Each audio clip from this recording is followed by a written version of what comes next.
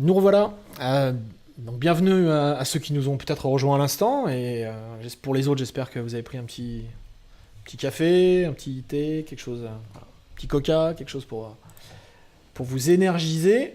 Puisque là, on va plonger dans le code. Voilà, il était temps. Trop de slides, tue le slide.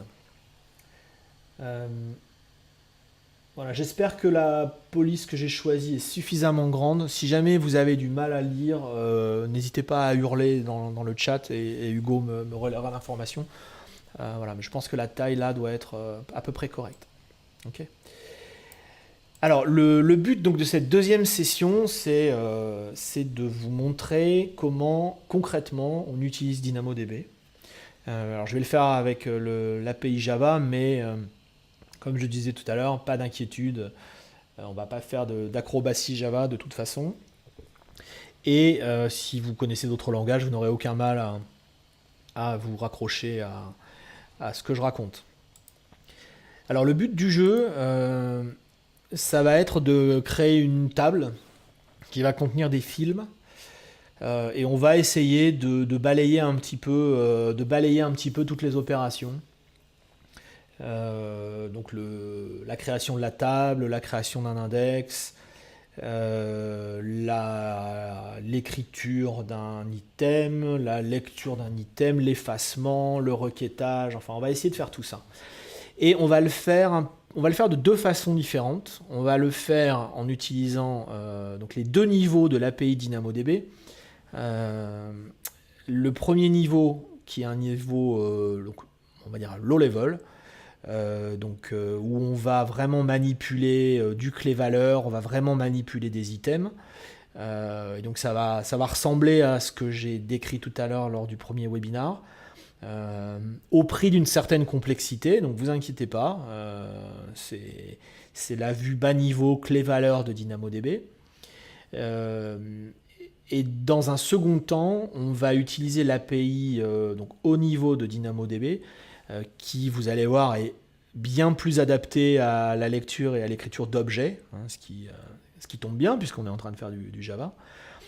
Et donc on va utiliser ce qu'on appelle le DynamoDB Mapper, donc qui est finalement une abstraction qui nous permet de lire et d'écrire des objets Java automatiquement dans des tables, en n'ayant pas à se soucier de leur représentation.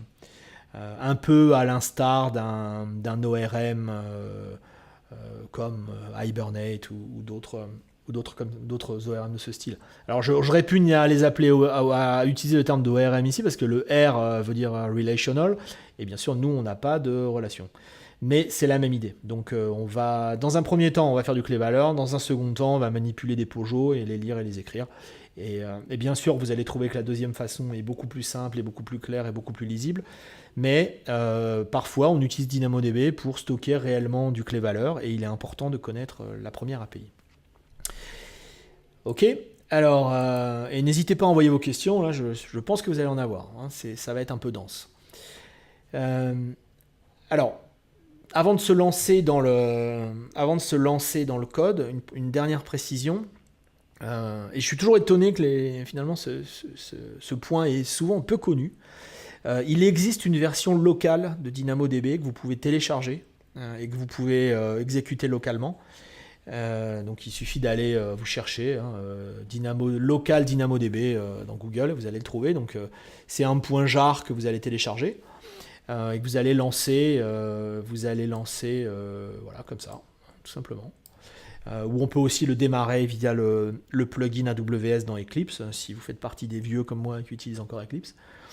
Mais voilà, quoi qu'il en soit, vous pouvez exécuter localement sur votre poste une version de Dynamo qui donc respecte évidemment l'API du service, et ce qui vous permet de tester localement et de tester en n'étant pas connecté à votre compte et en faisant toutes les bêtises possibles, et surtout gratuitement, puisque là vous ne créez aucune ressource dans le cloud. Donc c'est une bonne façon de faire, c'est très simple à mettre en œuvre. Il suffit donc de télécharger cette version locale, de la lancer via Java, comme indiqué ici, et puis de vous y connecter. Voilà. Donc, au lieu de vous connecter au endpoint de l'Irlande, comme je vais le faire, bien, vous vous connectez localement sur le port 8000, et puis ensuite tout le reste est identique. Ok. Bon, pour ma part, je dispose d'une connexion réseau qui devrait fonctionner, donc je vais utiliser directement le service hébergé en Irlande. Et voilà, mais gardez ça à l'esprit, hein. Donc vous pouvez travailler localement sur votre poste avec Dynamo. En ayant finalement uniquement cette ligne de connexion qui est différente. Ok. Bon, allez, c'est parti. Alors, première étape. La première chose à faire, c'est de se connecter. Ok. Donc, dans le SDK, dans le SDK Java, on va trouver, quels que soient les services, on va trouver ces abstractions qui vont s'appeler blablabla Client Builder. Ou à qui vous indiquez la région, build, et vous récupérez le client. Donc le client, ça va être tout simplement, c'est l'objet qui va vous permettre d'invoquer les API. Okay. Alors il y a un petit cas particulier pour le batch get, mais on y reviendra tout à l'heure. Donc première étape, récupérer une référence sur un client DynamoDB, ici dans la région Irlande. Okay. On pourrait le faire partout ailleurs, mais pourquoi pas en Irlande aujourd'hui. Première étape, on va créer la table. Ok. Alors, on va aller voir ce que fait cette méthode. Alors, je crois que c'est la pire. Donc, je me suis dit qu'on allait commencer par celle-là, histoire de se faire peur tout de suite. Alors, respirez un grand coup. Elle est effectivement un peu compliquée parce qu'elle a pas mal de définitions. Et histoire de la compliquer encore plus, j'y ai rajouté un index secondaire. Alors, on va le faire un petit peu à l'envers. On va commencer par le bas. Donc l'API DynamoDB qui permet de créer une table, c'est donc create table if not exist. Donc si la table n'existe pas déjà, je la crée en passant le client en référence et une create table request. Donc si vous avez déjà un peu joué avec l'API des SDK AWS, vous savez qu'on trouve à peu près systématiquement ce pattern-là où on met tous les paramètres de la requête dans un objet blablabla request et souvent on récupère un objet blablabla response. Ça dépend des cas, mais la plupart du temps c'est comme ça. Donc l'API DynamoDB ne va pas faire exception. Et donc on va devoir construire cet objet create table request. Alors, qu'est-ce que c'est que le create table request? Donc, le create table request, c'est les paramètres dont on a besoin pour créer la table. Donc, souvenez-vous ce qu'on a fait tout à l'heure dans la console. On a passé un nom de table, on a défini une clé de partitionnement et on a défini la capacité de lecture et d'écriture et on aurait pu définir des index. Ok. Alors, ça tombe bien parce qu'on va faire exactement la même chose ici. Donc, dans ma table request, donc je vais créer une table request, je vais indiquer le nom de la table. Alors c'est une constante qui vaut movies table. Ok. Je définis une clé.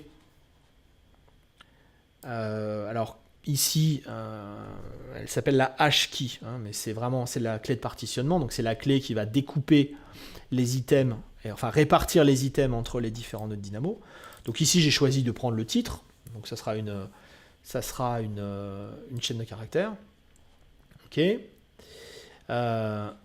Et j'ajoute donc quelques attributs à ma table avec un objet attribute definitions, d'accord, qui est défini là. Ok. Donc mes attributs, ce sont donc un titre qui est donc de type string, une note pour le film qui va être ça va être des étoiles, un nombre d'étoiles en fonction du film, donc là aussi string, et une date de sortie qui est l'année, je crois, l'année de sortie, qui elle va être un nombre. Okay. Donc avec ces attributs, ok, et avec un index secondaire, je vais créer ma table. Et dans l'index secondaire, alors ici je crée un index donc, que j'appelle rating index. Et donc cet index secondaire, il a le droit d'avoir une clé de partitionnement différente. Hein, c'est bien souvent pour ça qu'on utilise un index secondaire, un GSI. Donc ici, je vais créer un index sur la note, hein, parce que j'ai envie de chercher les films qui ont 5 étoiles, les films qui ont 4 étoiles, etc., etc. Ce que je ne peux pas faire facilement avec le titre ici. Et donc dans cet index, je vais mettre donc la note et la date de sortie. Ok. D'accord. Donc si on résume, je crée une table, d'accord, qui a comme clé de partitionnement un attribut qui s'appelle title, qui est défini comme string dans le attribute definitions. J'ajoute un index secondaire, okay, qui s'appelle rating index. Cet index secondaire, il va contenir 2 attributs. Un attribut rating, qui est la clé de hachage, d'accord, qui est de type string, et un attribut release date, qui va me servir de clé de tri, de range key, et qui est un nombre. Okay. Donc, vous voyez, c'est pour ça que j'ai besoin de ce attribute definition. C'est parce que c'est ça qui me permet de faire le lien entre le nom des attributs et leur type. Okay. Et lorsque je crée l'index et que je crée la table, je ne reprécise pas le type des attributs, je précise simplement quel est leur rôle. Okay. Donc ici, j'ai une clé pour la table, 2 clés pour l'index, et donc j'ai bien besoin de définir les 3 attributs. Okay. Ça marche. Et puis dans les 2 cas, je vais définir ma capacité de lecture et d'écriture. Donc là, je provisionne à 1. Okay, donc j'ai pas de trafic, donc je prends le minimum, donc une unité de lecture et une unité d'écriture pour la table et idem pour l'index. Ok. Bon, voilà, donc on retrouve tous les concepts qu'on a évoqués tout à l'heure, ok, et on voit bien que on a les clés de hachage, les clés de tri, etc., etc. Ok. Donc voilà ce qu'on peut dire pour ça. D'accord. Donc une fois qu'on a fait ça, donc on a notre table request qui est prête à être exécutée, et donc on la passe à create table if not exist, et on crée la requête. Ok. Donc là on va attendre un petit peu, hein, puisqu'il faut peut-être 10 secondes ou 20 secondes pour créer la table. Donc on a une méthode qui est super pratique qui s'appelle wait until active, donc qui va bloquer tant que la table n'est pas à l'état actif dans Dynamo, et tant qu'on n'est pas capable de s'en servir. Voilà, donc bonne petite méthode sympa à connaître. Ok, lorsque la table est prête, elle va débloquer, on va afficher un message, et donc on va retourner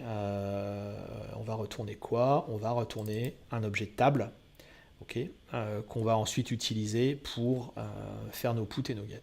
Ok. Bon. Donc voilà comment on crée la table. Voilà, exemple un peu compliqué parce que je voulais vous montrer comment rajouter également un index. Bon, vous voyez que s'il n'y avait pas l'index, voilà, on aurait eu besoin uniquement dans attribute definition, on aurait pu enlever ces 2 lignes là. On aurait pu enlever tout ça et on aurait pu enlever tout ça.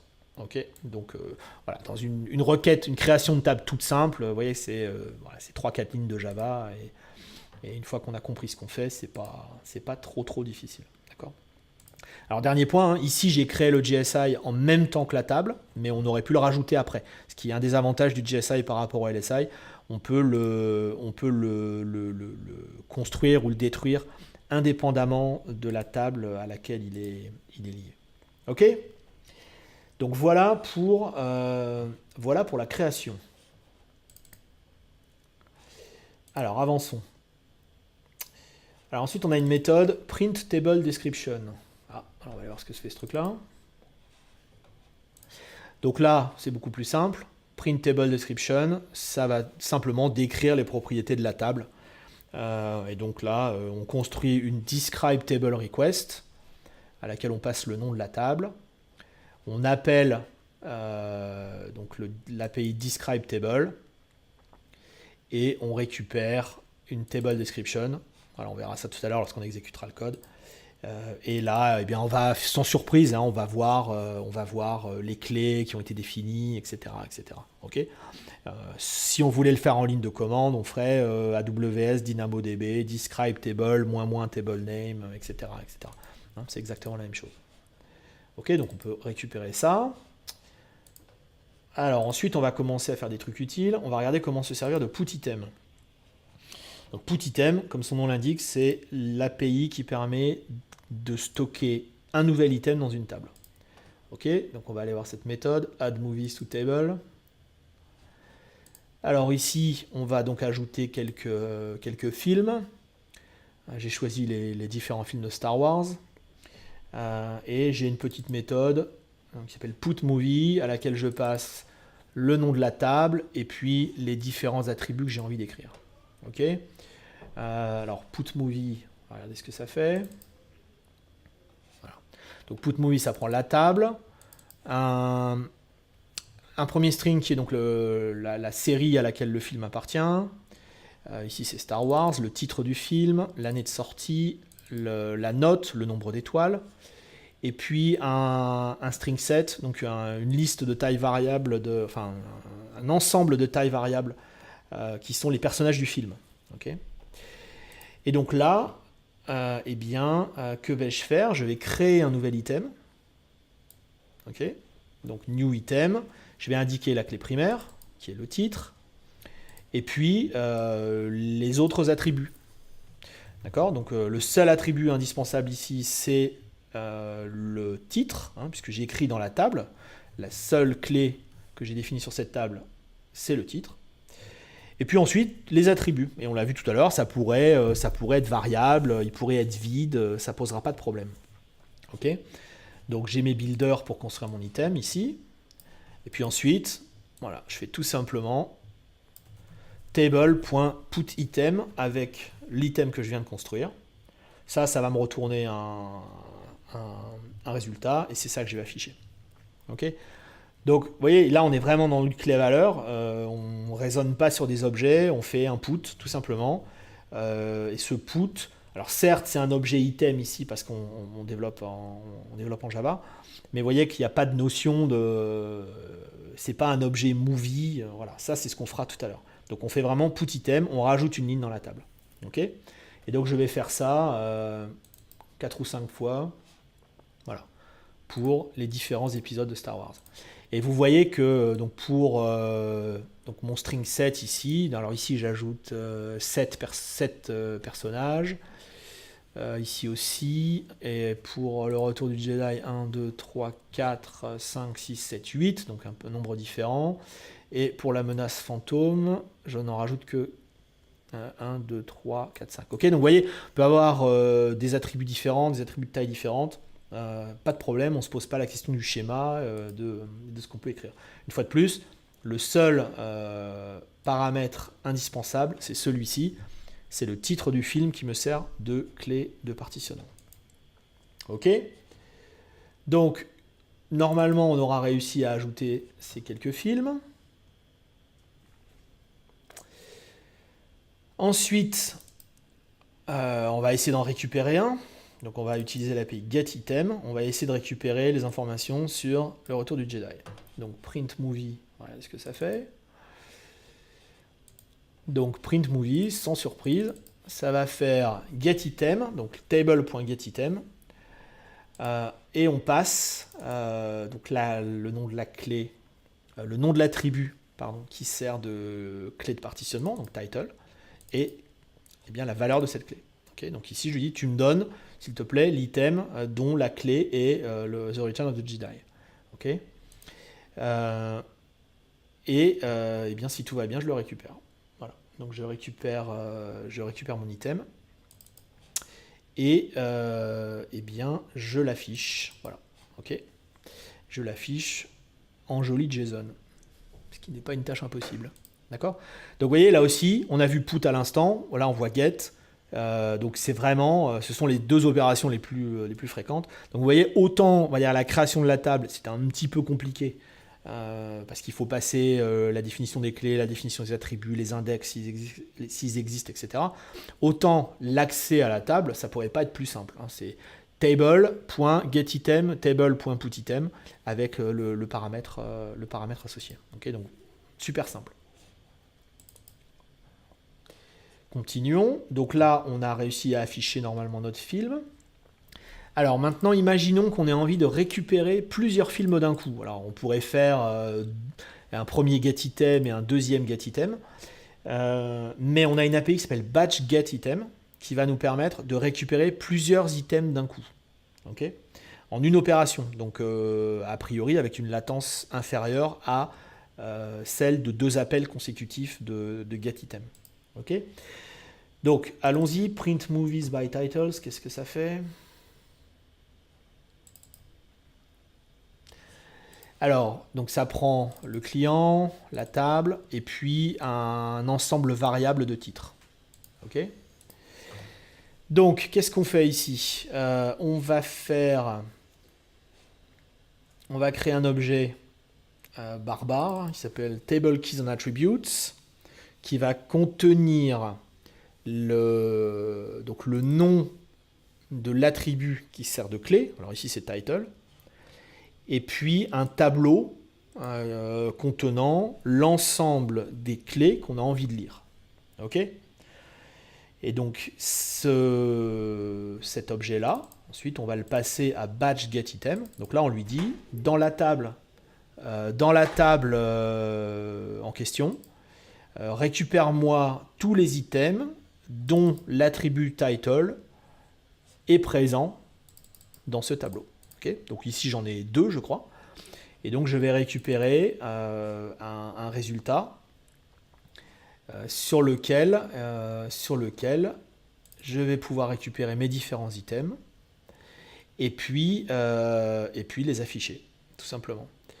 Alors il faut noter que si jamais on n'a pas trouvé certains des items, eh bien on va le savoir en fait.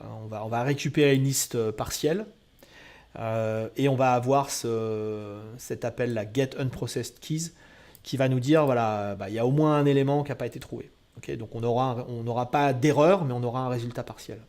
Okay, voilà, donc vous comprenez le principe, hein, toujours le même. Je veux faire un get sur cet attribut-là.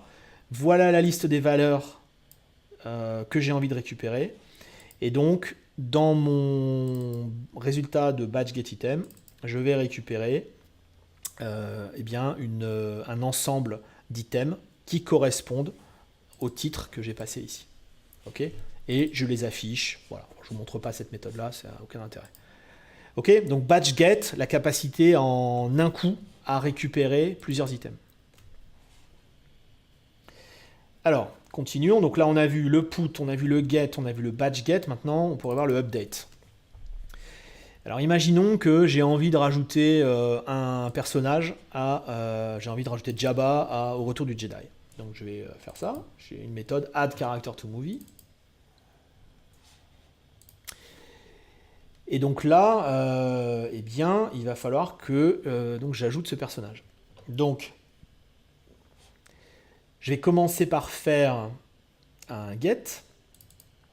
Okay, donc je vais récupérer l'item, comme tout à l'heure, dont le title est ce que j'ai passé en paramètre.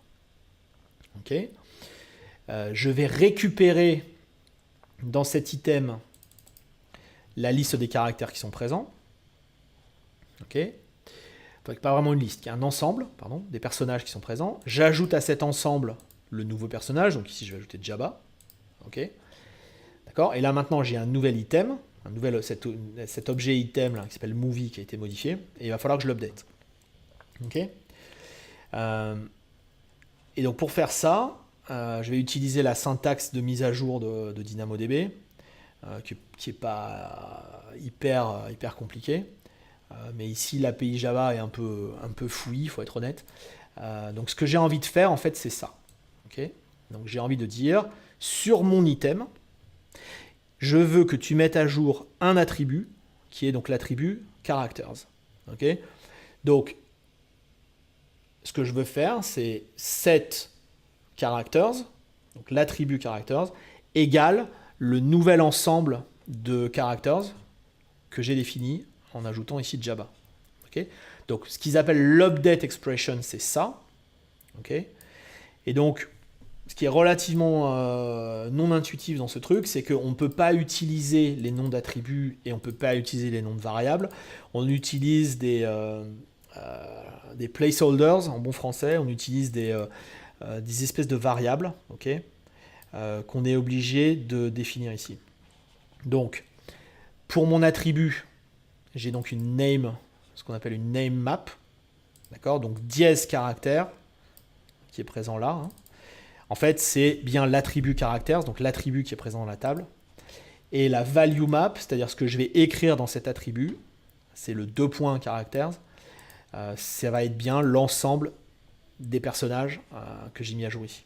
Okay, donc, voilà, ça aurait été sans doute plus simple de pouvoir faire 7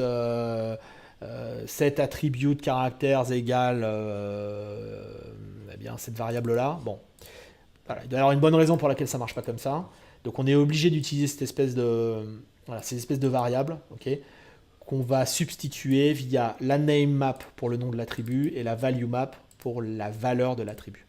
Okay, donc l'update expression, la name map pour remplacer ça, la value map pour remplacer ça, la clé primaire comme d'habitude parce qu'on désigne toujours,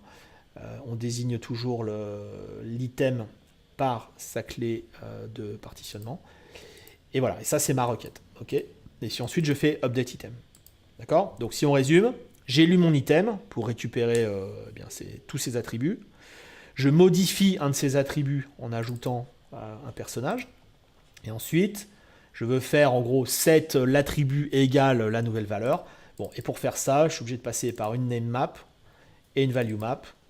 Bon, et ensuite, l'update est tout simple. Ok, voilà, bon. Je ne vous cache pas que ça prend un peu de temps au début. Une fois qu'on a compris le principe, c'est plus simple.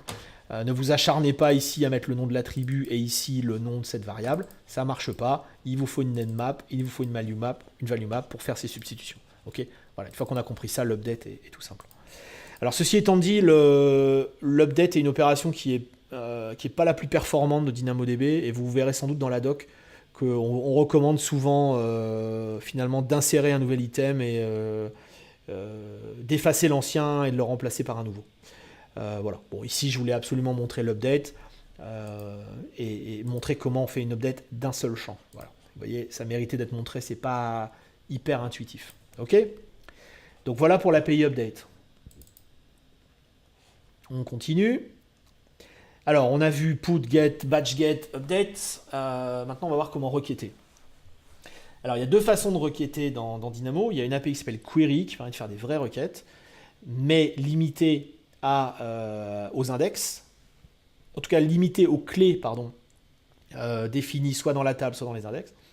Et on a une API qui s'appelle Scan, qui permet de balayer une table en utilisant d'autres attributs que ceux des clés, bon, avec des performances qui sont évidemment bien plus mauvaises. Donc de manière générale, on préfère faire des requêtes. Alors on va regarder ici une requête, on va faire une requête sur l'index. On va chercher tous les films notés une étoile. Ok ? Donc voyons comment marche ce truc là. Donc on va appeler une méthode donc, qui va nous trouver tous les films donc, qui ont une étoile. Ça va nous retourner donc, une item collection, okay, voilà, qu'on va afficher. D'accord ? Voilà, cette item collection, c'est juste une collection, il n'y a pas grand-chose à dire dessus. Ce qui est intéressant, c'est ce qui se passe dans ça. C'est là qu'on va voir notre API query. Okay ? Donc on va aller voir ça. Ok, donc find movies by rating. On va récupérer, donc on a la table. Ici, on va faire donc une requête sur l'index, hein, le GSI qu'on a créé, puisque dans notre table, la clé de partitionnement, c'est le titre. D'accord ? Donc c'est pas sur la table qu'on va requêter, c'est bien sur l'index. Donc on récupère l'index. Donc sur cet index, on va appeler l'API query. Ok, avec un objet, donc qui va être une query spec, voilà, que je construis avec cette petite méthode qui est juste en dessous. Donc la query spec, la voilà. Donc c'est la requête finalement elle-même. Donc cette query, c'est quoi ? C'est rating égale une valeur, hein, et un peu comme tout à l'heure, on est obligé d'utiliser une value map. Et donc je vais substituer ce 2.VRating à eh bien, le paramètre que j'ai passé tout à l'heure. Donc ça sera la chaîne de caractères qui contient une étoile. Okay, donc une query, c'est tout simplement ça. C'est une expression. Alors ici, c'est une query qui est très simple. Hein, je vérifie qu'un attribut est égal à une valeur. Bon, on peut faire des queries un petit peu plus évoluées. Voilà, je voulais me limiter à des choses à peu près compréhensibles. Donc je vais chercher tous les items dont l'attribut rating vaut ce que j'ai passé en paramètre. Okay, une fois de plus, je substitue ce 2.VRating à la chaîne de caractères que j'ai passée, qui est cette unique étoile en l'occurrence. D'accord ? Donc ça me construit mon objet query spec, et c'est ça que je passe à query. Ok ? Voilà.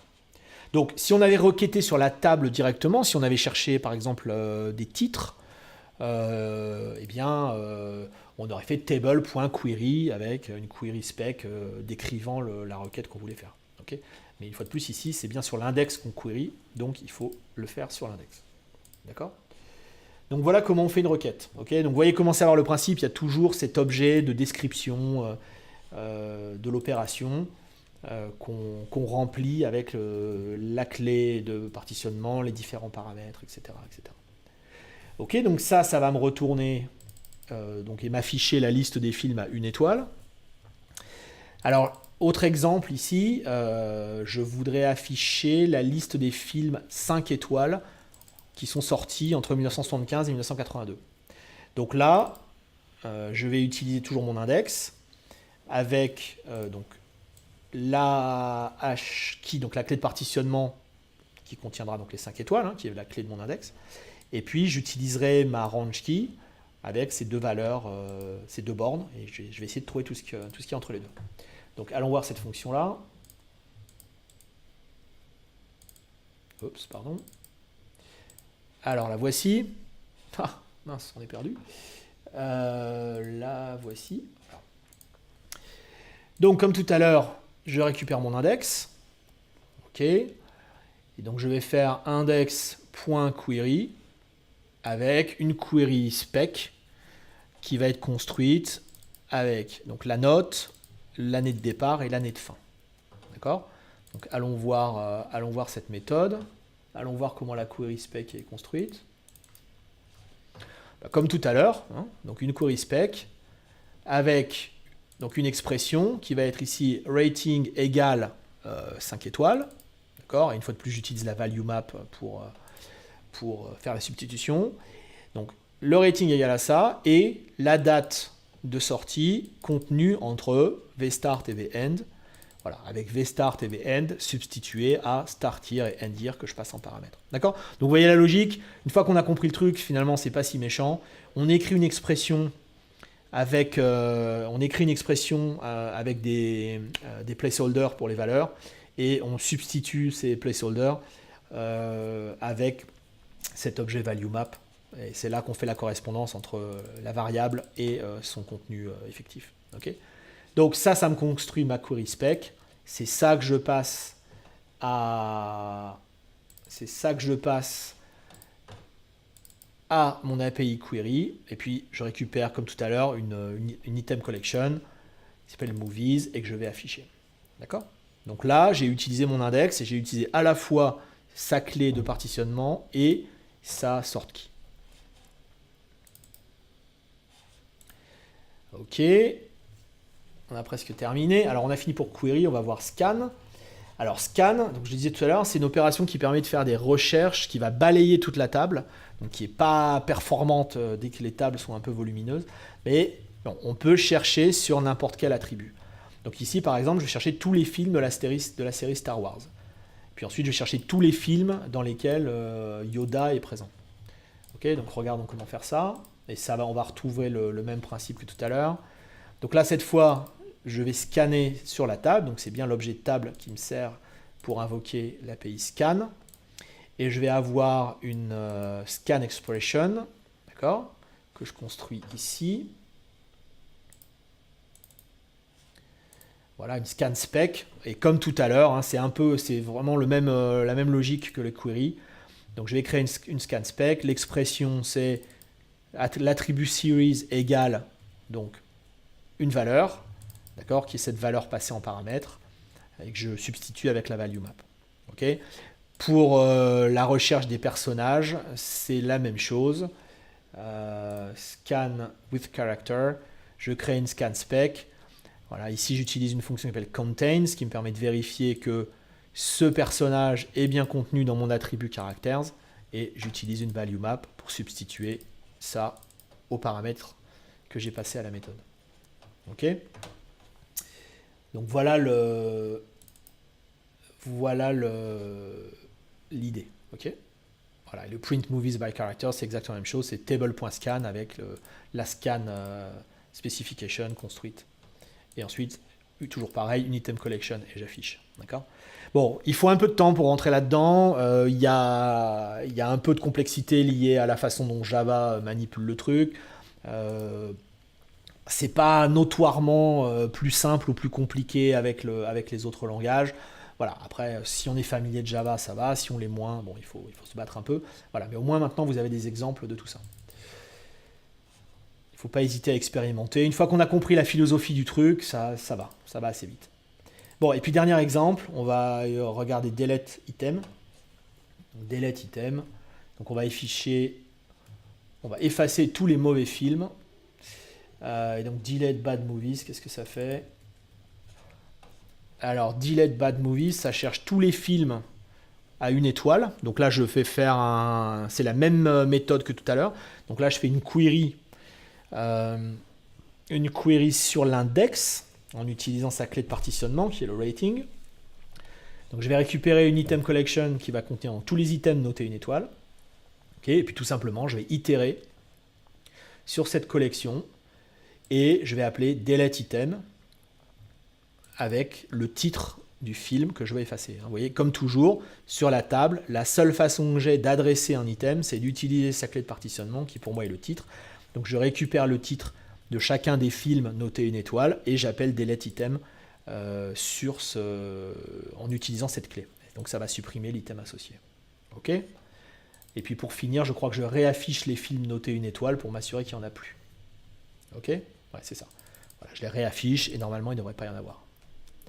Ok, donc voilà les principales API de DynamoDB. Donc put pour stocker un item, get pour le récupérer, et on ne peut le récupérer qu'en utilisant la clé de partitionnement. Ok, qui peut être soit celle de la table, soit celle d'un index.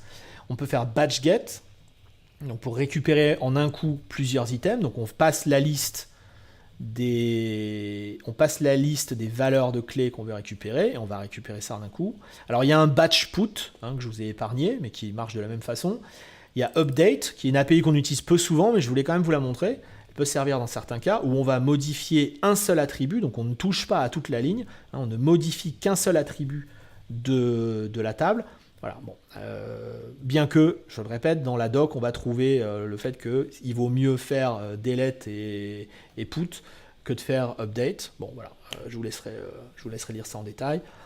Et puis ensuite, donc, les deux façons d'aller lire des attributs. Donc la façon rapide, donc, qui est l'API query, qui va se servir des clés, de la clé de partitionnement, voire de la clé de la range key, de la sort key, si elle existe. Okay, ici, je l'ai fait sur l'index, j'aurais pu le faire sur la table en ne cherchant qu'un titre. Donc ça va être rapide. Voilà. On va aller taper directement sur les items possédant les bons critères. Si on veut sortir des clés qui sont définies et quand même aller chercher des items, on peut utiliser l'API scan, mais attention, là, on va faire un balayage de toute la table. Donc sur des petites tables, ça pose pas vraiment de soucis. Mais ça consomme pas mal de lecture, de capacité de lecture, puisqu'on balaye toute la table. Donc si vous le faites trop, vous pouvez vraiment nuire à la performance de votre table. Bon, et puis pour des tables importantes, ça peut être très long. Donc il est déconseillé, très fortement déconseillé de faire des scans sur des grosses tables. Mais voilà, vous avez toujours cette possibilité. Okay. Si vous êtes amené à faire ça très souvent, si j'étais amené très souvent à chercher des items en fonction de la series, il vaudrait bien mieux recréer un index, un GSI avec cet attribut comme clé et là je bénéficierai de performances bien meilleures. Okay, bon, épisodiquement, c'est ok de faire du scan, mais pas régulièrement. Vous verrez que ça nuit aux performances. Et puis delete lorsqu'on veut faire le ménage. Okay, et puis voilà, maintenant qu'on a le TTL, donc là c'est un delete, on va dire explicite, basé sur un critère fonctionnel, qui est de dire je vais effacer les mauvais films, mais gardez à l'esprit que si vous voulez faire delete de vieux items, il vaut bien mieux utiliser le TTL tel qu'on l'a mentionné tout à l'heure dans la première présentation. Ok, bon, allez, on va essayer d'exécuter ça quand même après tous ces efforts. Donc là j'ai le plugin AWS pour Eclipse. Ben voilà ma first table, tiens, de tout à l'heure que j'ai créé dans la console. Donc on va exécuter ça. DynamoDB sample. Alors c'est parti.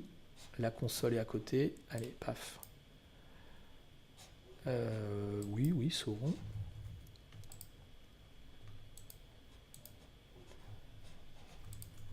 Alors.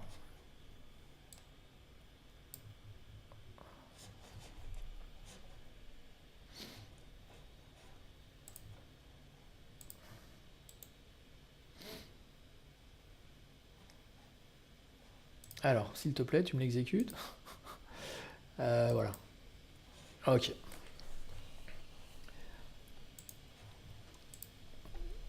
Donc là, on est en train de... Alors, qu'est-ce qu'il me fait? Voilà, c'est parti. Il a eu envie de me le recompiler soudainement. Donc là, il est en train de créer la table. Donc ça a pris, vous voyez, une dizaine de secondes. Hein. C'est ce fameux wait until active. Voilà, il me le fait même une deuxième fois, merci. J'ai cliqué plusieurs fois. Donc, il crée la table. Vous voyez, ça prend quelques secondes. Donc là, on va essayer de se remettre un peu le code qui est là. Voilà. Là, on a print table description. Donc, on a le résultat de l'API describe table où je vois donc les attributs. Voilà. Je vois la capacité, je vois l'ARN.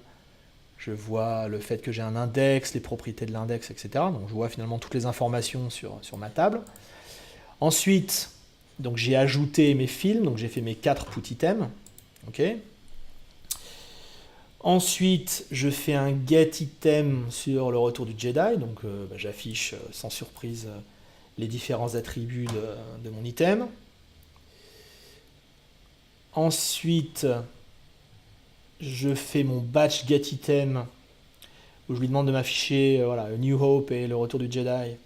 Donc je récupère, donc sur mon batch get, je récupère les 2 items d'un coup et je les affiche. Ok.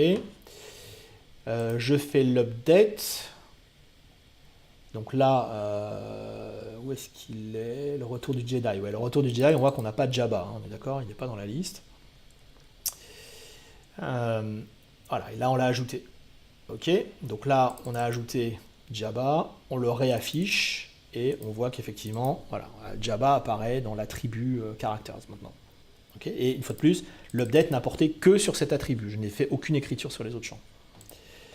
Ensuite, j'affiche les films à 1 étoile en faisant donc une requête avec query sur mon index.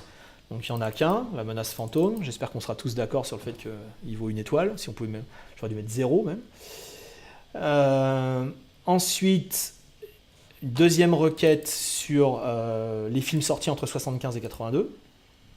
Noté 5 étoiles. Donc là, il me sort un film, il m'en sort 2. Ok.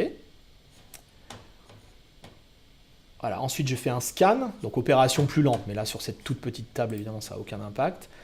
Donc je lui dis de m'afficher tout, je veux récupérer tous les films de la série Star Wars, donc là normalement je vais tous les voir. Voilà, même la menace fantôme. Ok. Ensuite, je veux tous les films avec Yoda. Alors là, il y en a. J'ai dû insérer Yoda que 2 fois, donc je récupère mes 2 films avec Yoda. Ok, donc ça c'est mon scan sur l'attribut characters, ok, qui contains Yoda. Ensuite, je fais delete item, donc j'efface les films notés 1 étoile. Voilà, donc je fais juste le delete. Et ensuite, pour vérifier, j'affiche les films qui n'ont qu'une étoile et il n'y en a plus. Voilà, donc il n'y a plus la menace fantôme, à ma grande satisfaction. Okay, donc voilà le résultat de tout ça. Alors, tout ça c'est super. On a vu l'API bas niveau, c'est magnifique. Bon, mais on voit que là, pour des données un peu structurées comme ça, c'est un peu compliqué. Donc cette API bas niveau, elle est vraiment à réserver lorsqu'on fait du clé-valeur pur et dur, des données vraiment, des données de session, enfin quelque chose qui rentre vraiment dans du key-value. Lorsqu'on manipule des objets, on n'aura pas envie de faire ça, on aura envie d'utiliser... Je vais fermer celui-là. On aura envie d'utiliser l'API dite de haut niveau via le DynamoDB Mapper. Alors, vous allez voir que c'est beaucoup plus simple. Donc, pour commencer, je vais définir... Où est-ce qu'il est? Le voilà. Je vais définir mon Pojo. OK, avec mes attributs. Donc là, si vous avez déjà fait de l'ORM, vous allez retrouver vos petits. Donc, j'ai une classe que j'appelle DynamoDB dans laquelle je vais définir mes attributs. OK, donc j'ai mon titre que j'annote comme étant donc ma hashkey. J'ai la release, j'ai la série qui est juste un attribut normal. J'ai les personnages qui est juste un attribut normal. Et puis j'ai ma rating, donc qui est la hashkey de mon index secondaire avec la notation.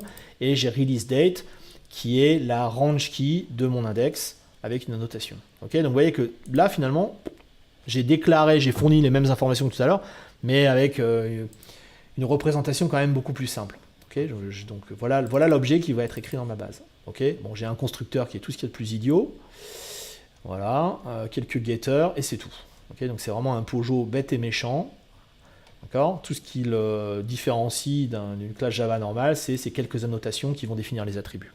Okay, et grâce à ça, donc retournons dans le mapper, grâce à ça, je vais pouvoir lire et écrire ces objets directement, sans passer par des API bas niveau comme celles qu'on a vues tout à l'heure.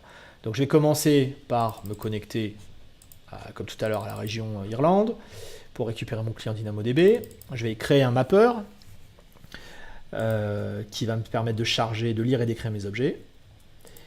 Et c'est tout.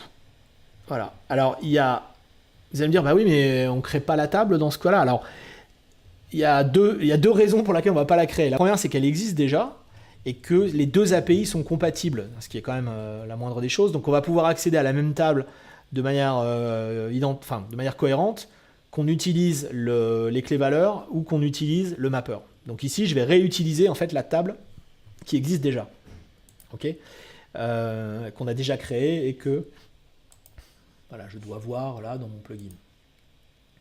Voilà, Movie Stable, elle est là. Et si je clique là-dessus, je dois avoir mes items. Voilà, magnifique.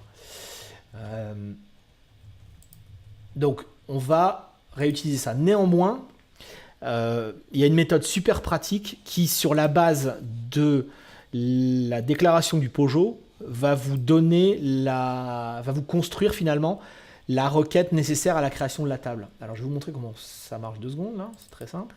Donc, c'est dans ma méthode print create table. Voilà. Et donc, en fait, ça se fait en une ligne. On lui dit, voilà, mapper.generate create table request. On lui passe la classe du Pojo, donc ici le DynamoDB Movie. Et donc, sur la base de ça, il va me construire une create table request qui est le strict équivalent de ce que j'ai fait tout à l'heure péniblement à la main lorsque j'ai voulu créer la table. Okay, donc ça, c'est vraiment sympa. Vous annotez simplement votre Pojo, vous lui dites maintenant, génère-moi la requête qui permet de créer la table pour stocker ces Pojos, et vous l'avez en une ligne. Okay, et on va l'afficher. Donc c'est beaucoup plus simple. Vous n'avez pas à vous battre avec le create table request. Okay. Et alors ensuite, vous allez voir que voilà, pour lire et écrire un film, c'est super simple. Donc ici, je vais rajouter un film dans la table. Donc je vais rajouter The Last Jedi, qui sort à la fin de l'année. Et puis ensuite, je vais le relire. D'accord ? Donc j'ai cette petite méthode putMovie qui fait quoi ? Eh bien, putMovie, elle fait exactement ce qu'on s'attendrait qu'elle fasse. Donc je crée un nouveau DynamoDB Movie sur la base des paramètres que j'ai passés. Et je fais mapper.saveMovie. Point. Terminé. Okay, donc vraiment un comportement type ORM. On passe le Pojo et il est écrit dans la table. Okay, et c'est tout. Donc on fait vraiment pas du clé valeur, là on fait de l'objet. Okay. Et puis, donc l'opération symétrique. Voilà, donc ça c'est l'écriture d'un Pojo dans la table. Et eh bien sa lecture, donc load movie. Bon, vous allez voir, c'est exactement ce qu'on s'attendra à trouver. On lui dit mapper.load, le type de l'objet, donc ici on veut créer une instance, on veut lire un item et l'instancier dans un DynamoDB Movie, ok, et c'est bien ce qu'on récupère là. Et on lui passe la clé de partitionnement qui est ici le titre. Hein. C'est toujours la même table, donc c'est toujours indispensable de passer la clé de partitionnement pour accéder au bon item et instancier DynamoDB Movie et peupler cette nouvelle instance avec l'item qu'on aura lu dans la table. Donc vous voyez là, on est sur du super simple, mapper.load, mapper.save, et c'est tout. Voilà, donc on revient dans un monde beaucoup plus intelligible, mais voilà, le clé-valeur est quand même important, parce que de temps en temps, on ne manipule pas des objets, on manipule vraiment des données de plus bas niveau.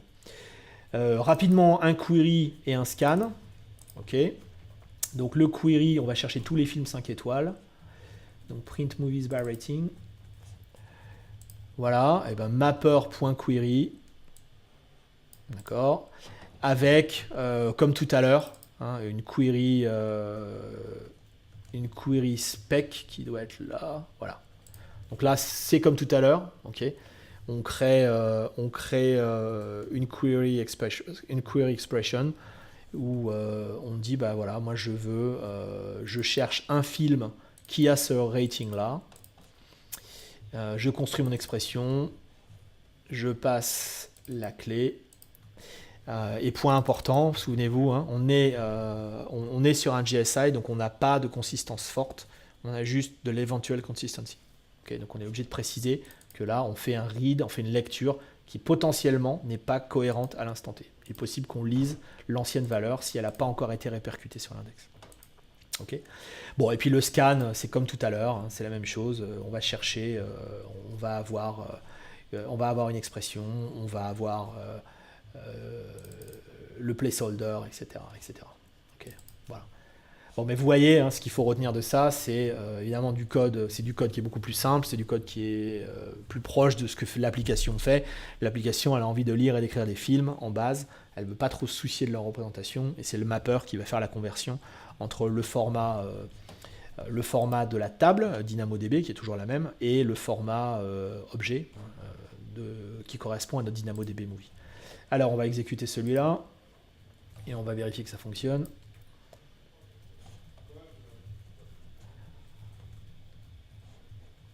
Voilà, donc là je vois ma create table request. Ok. Donc c'est ce que je pourrais passer à un appel create table pour créer la table si elle existait pas encore. Okay, donc ça, retenez ça, hein, vous annotez votre Pojo et on vous fournit, on va vous construire directement la requête pour créer la table. Ensuite, donc j'ajoute le nouveau film. Ok, The Last Jedi, je ne doute pas qu'il aura 5 étoiles. Je le recharge. Ok, et je l'affiche. C'est bien ce que j'ai lu. C'est bien ce que j'ai écrit, tout va bien. Et puis, si j'affiche tous les films 5 étoiles, eh bien, je vois que j'ai les films de tout à l'heure. Hein. Bien qu'ils aient été écrits en format clé-valeur, ils sont correctement instanciés sous forme de Pojo. Ici, c'est bien des toString sur le Pojo, hein, donc on parle bien de la même chose. Et qu'est-ce qu'on fait ensuite? Ah oui, ensuite, on cherche tous les films de la série Star Wars, et donc on va avoir tous les films de tout à l'heure. Okay, et si je consulte ma table, bah, je vois que oui, j'ai bien ajouté The Last Jedi, il est là. Okay. Voilà, donc on a cette dualité hein, entre la représentation clé-valeur, très, très puissante, très granulaire, très bas niveau, mais un petit peu complexe lorsqu'on veut faire des choses, un peu évoluées. Pour du strict clé-valeur, généralement c'est plutôt simple. Et puis cette vue plus haut niveau, type ORM, qui nous permet facilement de prendre des objets Java simples, de les annoter et de les lire et les écrire avec littéralement une seule ligne de code. Okay, donc voilà, vous avez les deux possibilités avec DynamoDB. Voilà ce que je voulais vous dire. Je pense qu'à ce stade, vous avez mal à la tête, c'est normal. Le code est sur GitHub, sauf erreur. On va vérifier. Ouais.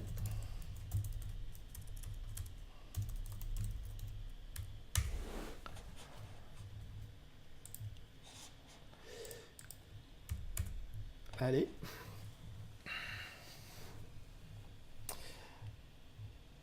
Ah. Il n'y a plus le réseau. Bon, mais je ne sais pas, c'est Chrome qui fait des siennes. Ah non, ça y est, voilà. Donc vous allez trouver tout ça, je crois, dans... J'ai un repo qui s'appelle AWS. Voilà. Et il y a un... Ah, qu'est-ce que c'est que ce truc-là? Pardon, donc AWS, il y a un répertoire qui s'appelle Java Backends. Et donc là-dedans, vous allez trouver le code qui correspond à la présentation que j'ai mentionnée tout à l'heure, le comparatif des différents backends AWS en Java. Et voilà, et spécifiquement, vous allez trouver le code de DynamoDB qui est là. Ok. Donc github.com/Julien Simon/AWS et ça se trouve dans Java Backends. Ok. Voilà. Et si vous trouvez des bugs, n'hésitez pas à me les envoyer.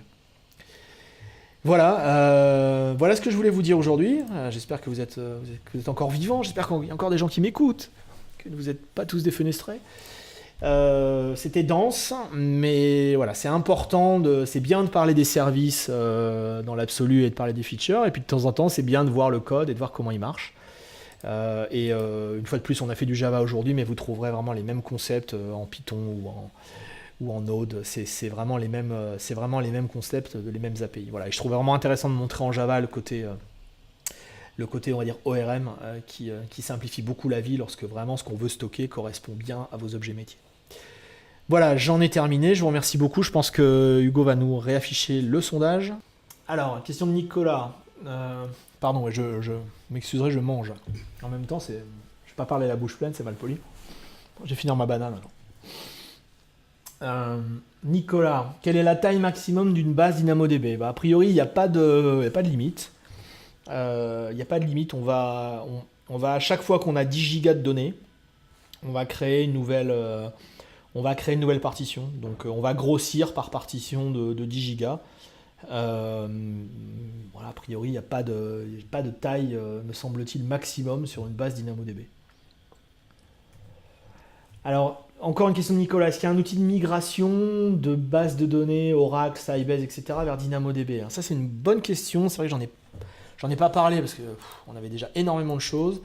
Mais je crois que j'ai déjà parlé dans un autre webinaire du Database Migration Service. Ah là là, je tape n'importe quoi. Donc il y a un outil, un service qui permet de migrer... du on-premise vers AWS ou réciproquement, etc. Et il se trouve que DynamoDB est une cible possible. Donc oui, avec DMS, donc voilà la page, je vous laisserai lire ça tranquillement. Avec DMS, on peut migrer depuis une base vers DynamoDB. C'est possible. Alors, question de Fred, est-ce que les clés des LSI et JSI doivent être uniques? Alors absolument, la clé de partitionnement, la hash-key, elle doit être unique. Hein, donc, puisque c'est celle qui va identifier l'item. Donc si vous essayez d'insérer 2 items avec la même clé, vous allez vous faire insulter par l'API, absolument.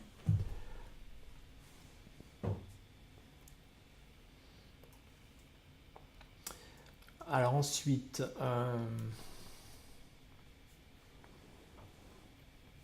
alors question de Virginie. Si on a le choix, est-ce qu'il vaut mieux faire une ligne avec plein d'attributs ou plein de lignes avec peu d'attributs?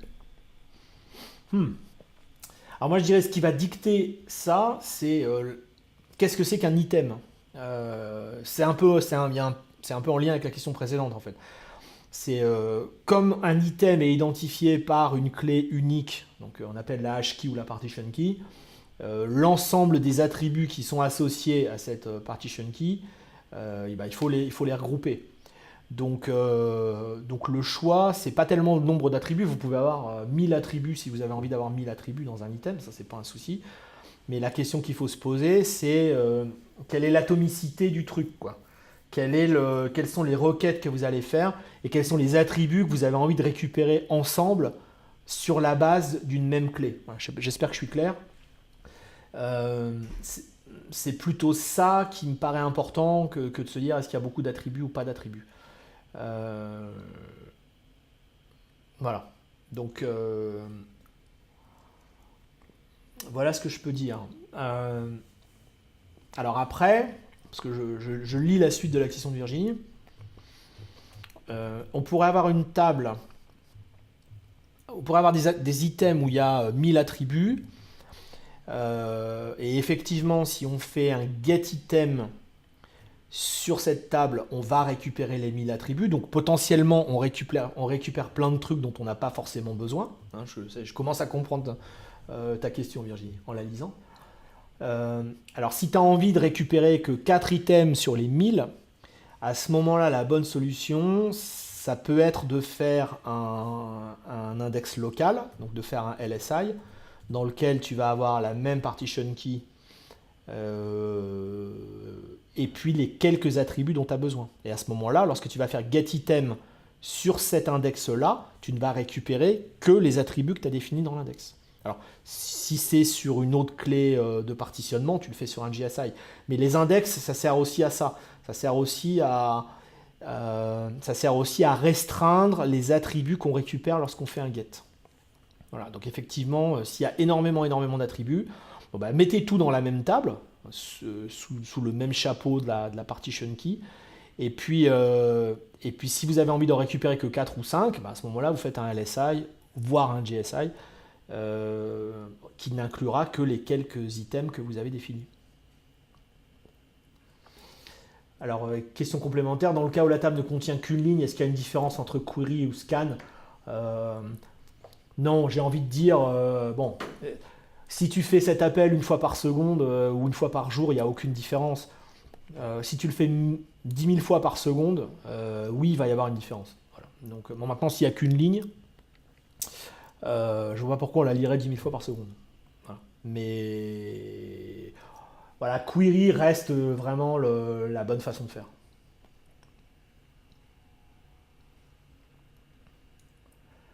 Alors, question de Mathieu, est-ce qu'on peut cumuler DAX et le VPC endpoint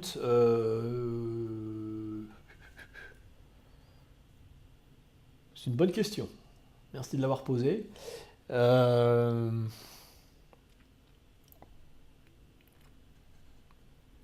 je pense que oui. Je pense que oui, parce que quand on crée le cluster DAX, on indique dans quel VPC et dans quel subnet on le crée. Voilà. J'ai pas encore beaucoup joué avec le service, mais oui, j'ai envie de dire que oui. J'ai envie de dire que oui. Euh, alors, question de Mohamed. Quid des régions qui n'ont que 2 à Z? Comme Francfort. Ah, Mohamed, vous n'avez pas suivi notre actualité. On a annoncé au Summit de Berlin il y a ouais, ça doit faire quelques mois maintenant, que Hugo dit oui. Ouais, Hugo a toujours raison sur ces sujets.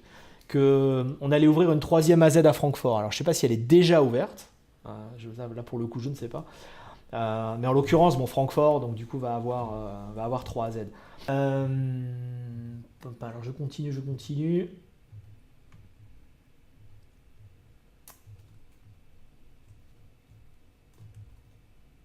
Alors, question de William, est-ce qu'il est possible de suivre les éléments supprimés par TTL? Ça aussi, c'est une bonne question. Je me demande si on les voit dans le stream. Parce que donc, en gros, dans le DynamoDB Stream dont je n'ai pas parlé, on a un trigger à chaque fois qu'un élément est ajouté ou mis à jour. Et il serait assez logique qu'on voit aussi les événements effacés. Maintenant, est-ce qu'on voit les éléments effacés par le TTL? Je ne sais pas. Ça, vous me posez une colle. Si quelqu'un sait, je suis preneur de la réponse. Je ne sais pas. Je vais regarder. Mais faudrait regarder si le stream inclut les éléments supprimés par le TTL. Je pense que c'est la seule possibilité pour le voir. Alors, question de Jérôme, quel est le nom de l'outil utilisé? Ouais, donc je pense que Jérôme fait référence à Eclipse. Voilà, donc le AWS Explorer ici, c'est tout simplement c'est le plugin pour Eclipse.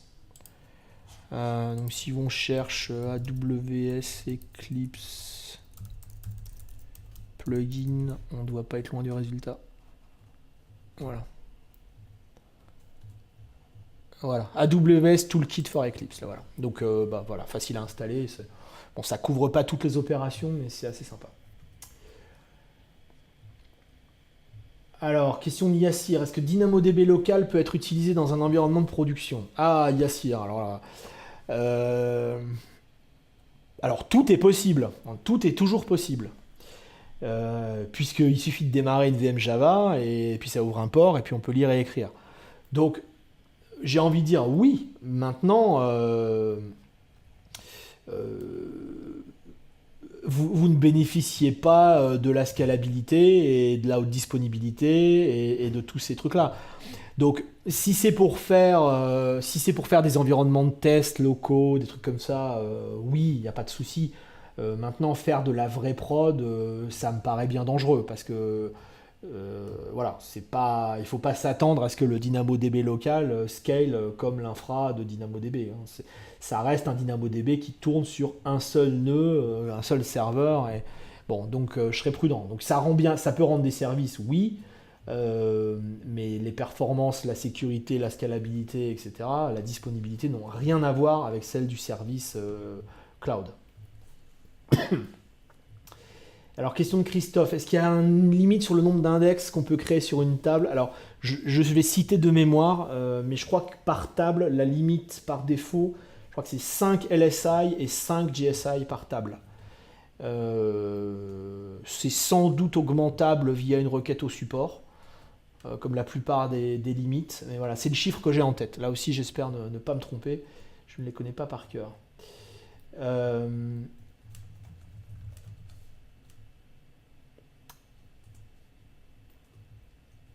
Alors, question de Fred, le coût d'un scan est proportionnel au nombre d'items lus. Ah oui, tout à fait.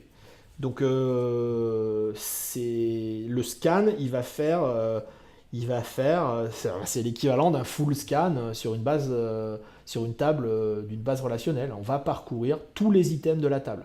Donc, oui, oui, le coût en termes de capacité, c'est tout ce qu'on va lire.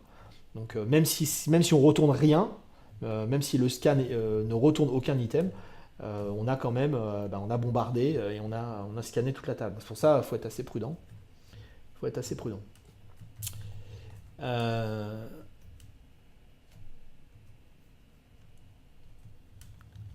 alors, qu'est-ce que j'ai d'autre?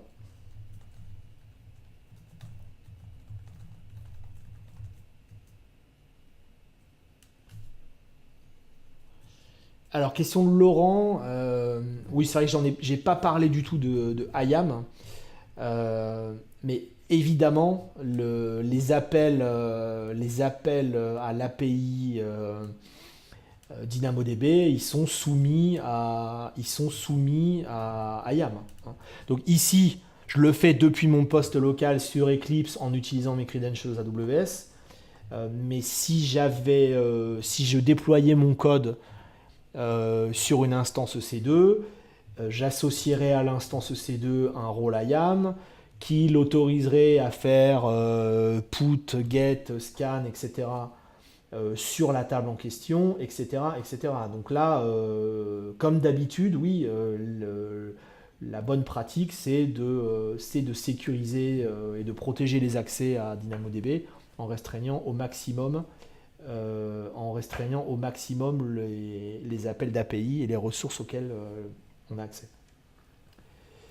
Et ça se ferait via un rôle C2 ou via un rôle lambda. Enfin, c'est ce qu'on a déjà vu pas mal de fois. Il n'y a pas de différence, il n'y a pas de truc spécifique à ça. Alors, est-ce qu'on peut intégrer l'utilisateur IAM dans le code? Alors, Oui, on peut. Enfin, l'accès aux credentials, ça, c'est pas du tout dépendant de Dynamo. C'est comme pour tous les services. Bon, ici, j'utilise implicitement mes credentials que j'ai mis dans Eclipse, mais imaginons une fois de plus que le code soit déployé sur une instance EC2, on pourrait utiliser un rôle, on pourrait utiliser des credentials stockés localement sur l'instance, ce qui est une mauvaise pratique. Je l'ai déjà dit 1 milliard de fois. Mais voilà, bon, si vous avez envie de faire ça, je ne peux pas vous en empêcher. Donc oui, là, il faut regarder, Laurent, spécifiquement comment, bon ici en l'occurrence dans le SDK Java, comment utiliser des credentials dans une API Java. J'ai plus la page là sous la main, mais dans la doc du SDK Java, il y a toute une section sur comment utiliser IAM, comment utiliser un rôle, comment utiliser des clés, etc., etc. Et c'est la même chose quel que soit le service. C'est pas du tout spécifique à DynamoDB. Alors, question de Jean-Michel, est-ce que l'usage du TTL est payant? Non. Non, ça fait partie du service. Ça fait partie du service. Question de Jérôme. Salut Jérôme. À quand la région FR? Alors, je peux vous donner la date, c'est bientôt. Voilà. Oui, je sais, elle est usée ma blague, mais qu'est-ce que je vous dis? Je suis étonné que Jérôme n'ait pas demandé la date de disponibilité de PHP dans Lambda. Il l'a fait. Sûrement bientôt aussi, Jérôme. Et puis à bientôt, du coup, Jérôme. Alors, qu'est-ce que j'oublie? Est-ce qu'il utilise, question de Franck, est-ce qu'il y a un bon client pour explorer les données de DynamoDB type SQL Developer ou Toad? C'est une bonne question. Moi, j'en connais pas. J'avoue que j'en connais pas. Il y a sûrement enfin, je serais étonné qu'il n'y ait pas un projet open source qui fasse ça, mais je n'en connais pas. Donc, si jamais quelqu'un le connaît, si jamais quelqu'un utilise un truc comme ça, s'il vous plaît, dites-le nous. Je serais ravi de le partager. Mais non, j'avoue que je le connais pas et j'ai envie de dire bon. DynamoDB, ça a tendance à. Enfin, les tables de prod Dynamo ont tendance à avoir des centaines de millions, pour pas dire des milliards d'items. Enfin voilà, je parlais d'Adroll tout à l'heure, donc qui est un client américain qui fait de la pub en ligne. C'est des gens qui ont des centaines de terras dans DynamoDB. Donc, c'est difficile voilà, c'est des tables qui sont difficiles à parcourir et c'est des tables qu'on veut requêter, quoi. Hein. Le seul moyen d'accéder aux données, c'est de faire des queries, c'est de faire des get ou c'est de faire des queries. Voilà. Maintenant, c'est vrai qu'un outil, un outil sympa, qui aiderait à écrire les requêtes, qui aiderait à écrire les requêtes Dynamo, ça serait bienvenu. Moi, j'en connais pas, mais voilà, si quelqu'un a envie de faire un petit projet open source, je serais ravi de lui faire de la pub. Qu'est-ce qu'il nous reste? On a encore un peu de temps pour les questions. On n'a plus de temps. Oh là là, il y avait encore d'autres questions. Il y a eu plein de questions. Aujourd'hui, je suis désolé, je n'ai pas pu répondre à tout le monde. Mais vous pouvez me les envoyer par mail ou en direct message sur Twitter si vous voulez. J'essaierai de répondre. Alors, il faut choisir un gagnant. 2 gagnants? Ah oui, 2 gagnants, puisque 2 webinars. Alors, ah oui, alors j'ai plein de trucs à vous dire là. Oui, j'étais à Seattle début août, c'est pour motiver les gens qui sont restés jusqu'au bout. Et j'ai pillé le stock de goodies AWS. Vous avez peut-être vu mon tweet là-dessus. J'ai des trucs super, j'ai des super t-shirts, Code Ninja, j'ai des chaussettes lambda, c'est pas une blague, c'est dommage, j'ai oublié de les apporter. Mais j'ai des chaussettes lambda, alors je crois que je vais vous faire gagner des chaussettes lambda et des trucs aujourd'hui. J'ai des stickers Jeff Barr. J'ai des trucs ultra collector. Donc ça tombe bien parce qu'on n'avait plus grand chose ici. Voilà, donc je crois que je me suis pas fait des amis au marketing US, mais voilà, j'ai littéralement pillé leur stock. Donc on va gagner. Voilà, on va vous faire des petits packages sympas aujourd'hui. Alors. On a répondu à tout ça comme question.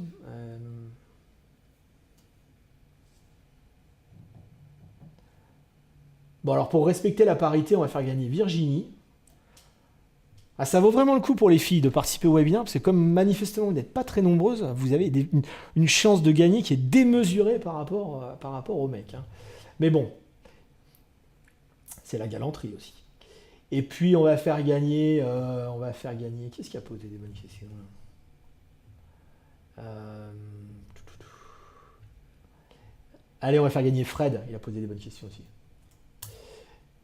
On peut pas faire 3 gagnants? Non? Exceptionnellement, pour... troisième paire de chaussettes, non? Non, c'est Hugo qui veut pas. J'aurais bien fait gagner une troisième personne, mais il veut pas. Il veut pas. Bon, c'est comme ça. Donc merci beaucoup et bravo. Donc Virginie et on a dit qui? Fred. Voilà, donc on va vous envoyer un petit colis. Dans le colis, on verra ce qu'on vous met, mais voilà, vous avez gagné les chaussettes lambda, elles sont magnifiques. Voilà, je ne peux pas les décrire autrement que comme ça. Je pense que c'est le meilleur goodie AWS de tous les temps. Là, vous allez pouvoir... Et envoyez-nous une photo. Si vous avez un compte Twitter, maintenant, vous êtes obligé de m'envoyer une photo de vous avec les chaussettes lambda quand vous les aurez reçues. Ok, j'y tiens, sinon on vous harcèlera. Voilà, voilà. Eh bien, écoutez, on a couvert beaucoup de choses aujourd'hui. Merci beaucoup de nous avoir suivis en ce webinaire de rentrée. J'espère que vous avez appris plein de choses et que vous avez envie d'explorer DynamoDB plus avant. On se retrouvera donc fin septembre pour 2 webinaires on va revenir un peu sur des outils de dev et du DevOps. On parlera de CodeStar. Donc on refera une petite passe sur les outils de développement, les codes deploy, les codes commit et tout ça. Et on parlera spécifiquement donc de CodeStar, qui est un nouveau service pour les développeurs qui vous permet de simplifier grandement la création de vos environnements de développement. Voilà, et en particulier pour les débutants, c'est vraiment une façon hyper abordable, hyper facile de démarrer son premier projet Java, Python, etc. dans AWS en créant toutes les ressources dont on a besoin avec tout l'environnement de déploiement, etc., etc. Voilà, donc on va s'amuser avec tout ça. Et puis la dernière chose que je voulais vous dire, je ne sais pas si on a des Canadiens ou des Québécois aujourd'hui, sans doute, ouais, manifestez-vous.